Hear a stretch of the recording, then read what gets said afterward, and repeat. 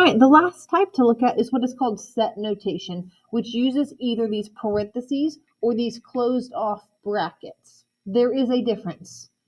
You're going to have two numbers inside there separated by a comma. The first number in your set is your smallest number, which can be negative infinity. And then the second number is your largest number, which can be positive infinity.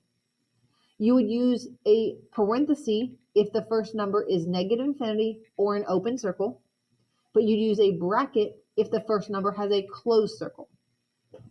You would use a closed parenthesis like this if your second number is positive infinity or an open circle. You use a closed off bracket like this if your second number has a closed circle. So, bring you back to what we've already looked at here. Here's our domain. We're going to use these exact same things for your domain and range, these exact same numbers.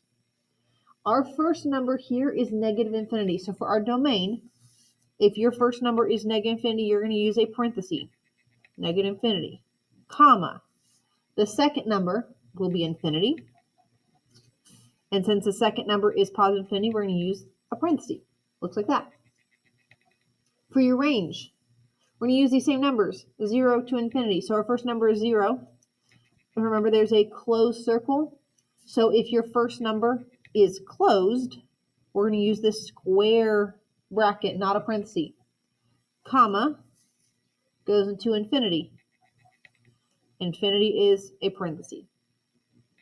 That's how you do set notation.